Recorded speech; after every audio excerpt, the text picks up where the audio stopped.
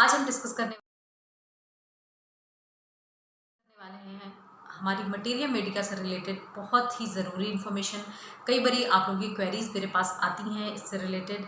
आप हमेशा पूछते हो कि मटेरिया मेडिका की अंडरस्टैंडिंग कैसे बनाया जाए और क्या ऐसे स्टेप्स हैं, क्या आस्पेक्ट हैं ऐसे जिनसे हम मेडिसिन को मेमोराइज कर पाएँ। मेमोराइज मीन्स याद कर पाएँ, समझ पाएँ मेडिसिन को। तो फ्रेंड्स, आज आपके सामने ये वीडियो लेकर के आई हूँ। मोस्ट अवेटेड है, सॉरी फॉर लेट, बट आज हम इस बारे में डिस्कस करेंगे। इसके पहले मैं आपको बता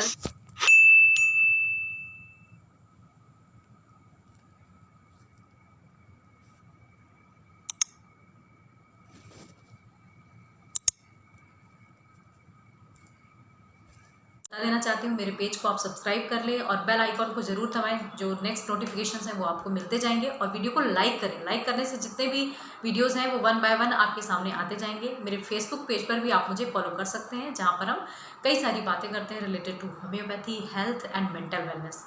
तो हम शुरू करते हैं। देखिए, मटेरिया मेडिका में जो हमारी मेडिसिन हैं, there are number of medicine.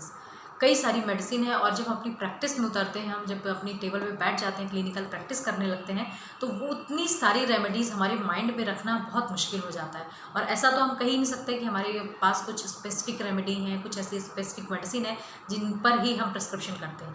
But ये भी बिल्कुल सच है कि होम्योपैथी में कुछ ग्रुप ऑफ रेमेडीज़ हैं, specially in polycrest remedy, some mineral group की रेमेडी एंड सम बायोकेमिक, जो बहुत ज़्यादा यूज़फुल हैं और फ्रिक्वेंटली हमारे पेशेंट में देखने मिल जाती है। उनकी जो सिम्टोमेटोलॉजी है फ्रिक्वेंटली हमारे पेशेंट में देखने मिलती है। तो यहाँ पर हम बात करेंगे किस तरह से उन मेडिसिन को याद किया जाए। तो जैसे आप कुछ मेडिसिन का नाम ले लेते हैं तो आपको समझ में आएगा। लाइक आपको नक्स वोमिका को याद रखना है, आपको आर्सेनिक याद रखना है, आपको नट्रम सल्फ याद रखना है, या कैल्केरिया कार्ब याद रखना है। तो इनकी क्या ऐसी चीज़ें हैं जो हमें याद रखना चाहिए, या मेडिसिन को याद रखने के लिए क्या चीज़ें हैं। तो वीडियो को पूरा देखिएगा। जब आप एंड तक देखेंगे तो सारे टॉपिक मिलेंगे। 4 से 5 आस्पेक्ट हैं जिन्हें आपको समझना होगा। तो पहला आस्पेक्ट ये है, किसी भी मेडिसिन को याद रखने के लिए उसकी हमें क्लिनिकल अंडरस्टैंडिंग बनानी पड़ती है। क्लिनिकल अंडरस्टैंडिंग का मतलब है कि एक फ्रेम होता है, उसमें हमें पता होना चाहिए कि मेडिसिन अपने आप को किस तरह से रिप्रेजेंट करती है। और उस क्लिनिकल अंडरस्टैंडिंग में आता है पेशेंट का कॉन्स्टिट्यूशन। कॉन्स्टिट्यूशन से मतलब सिर्फ फिजिकल मेकअप से नहीं होता कि पेशेंट कैसे दिखता है। कॉन्स्टिट्यूशन का मतलब है पेशेंट के फिजिकल जनरल, पेशेंट का मेंटल जनरल एंड देन उसका एक्सटर्नल अपीयरेंस। ये तीनों मिला करके हमें यहाँ पर उसकी क्लिनिकल अंडरस्टैंडिंग बनानी होती है, पहला स्टेप।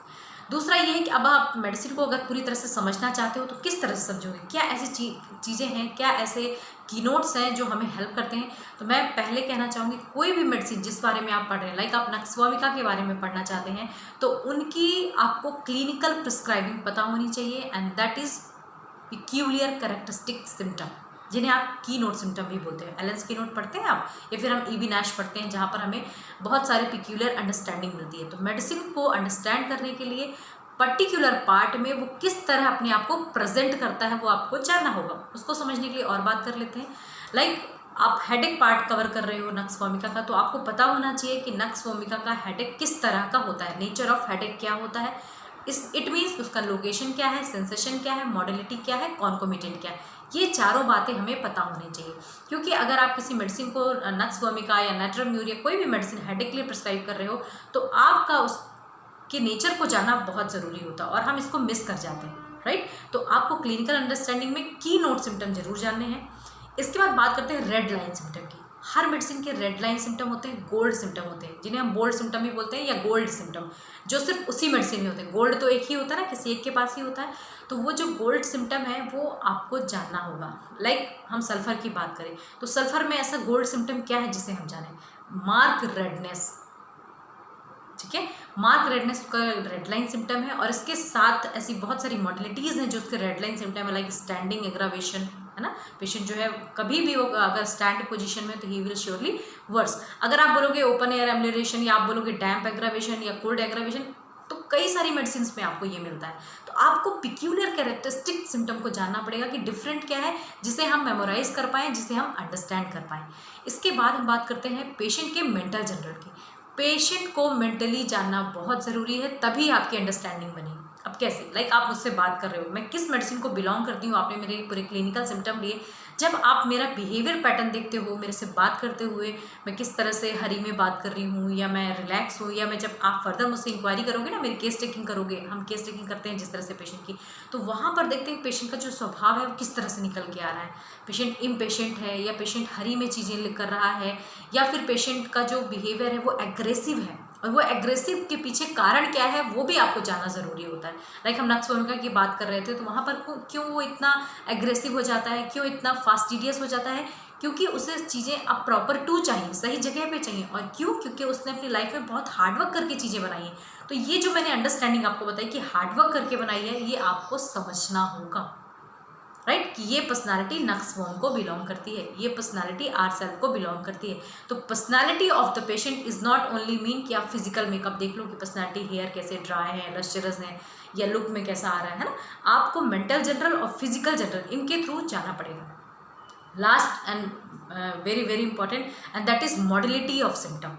जो मॉडलिटीज़ होती हैं, अगर आपने वहाँ पर काम कर लिया कि पेशेंट की जो तकलीफ है, लाइक उसका हेडेक है, वो किस वजह से बढ़ जाता है, एग्रावेशन या वर्स्ट पोजीशन कब होती है, लाइट में होती है, ज़्यादा प्रकाश में होती है, जब बहुत तेज़ लाइट पड़े, बहुत ये करे। कुछ पेशेंट बोलते हैं सूद की जो सन की धूप है वो हम टॉलरेट नहीं कर पाते। इस तरह से कारण देखिए, या फैटी फूड खा लिया, या ज़्यादा रात भर जग गए स्लीपलेसनेस की वजह से, नाइट वॉचिंग की वजह से हमारा सिर दर्द तो होता ही है, या ज़्यादा शॉपिंग कर ली। तो जब इस तरह की मॉडलिटीज़ हमारे सामने निकल के आती हैं, तो हम मेडिसिन को डिफ्रेंशिएट करने में, उसको इंडिविजुअलाइज करने में सक्सेसफुल होते हैं, है ना।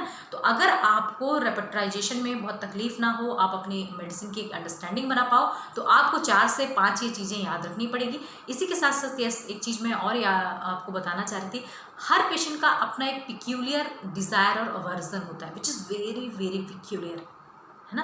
जैसे आप पूजा को देखोगे तो इनटॉलरेंस ऑफ अनियन है वहाँ पर, और कॉफ़ी का है। तो आप इस तरह से कई सारी रेमेडीज़ हैं जहाँ पे कैलकेरिया कार्ब है, स्वीट का, और उस सबसे ज़्यादा अगर उसमें रेड लाइन सिम्टम देखा जाए तो एग का बहुत ज़्यादा डिज़ायर है इन एनी फॉर्म। एग के लिए लाइफ में वो कुछ भी कर सकता है, काइंड ऑफ क्रेविंग जिसे बोलते हैं। तो इस तरह की अगर आपको डिज़ायर अवर्जन मिलते हैं तो आप इन सब चीज़ों को ध्यान में रखिए। तो 4 से 5 चीज़ें मैंने क्या बताई। सबसे पहले आपको अंडरस्टैंडिंग, क्लिनिकल अंडरस्टैंडिंग बनानी है कि पेशेंट क्लिनिक में हमारे सामने किस तरह रिप्रेजेंट होता है। तो वहाँ पर आपको फिजिकल जनरल भी उसके देखने हैं, पसीने में भींगा हुआ है, स्टूप शोल्डर्स हैं, है ना, उसका फिजिकल मेकअप भी आप देख सकते हैं, CPI ईजिली रूल आउट कर सकते हैं, उसकी बटरफ्लाई फेस, सारी चीज़ें होती हैं वहाँ पर।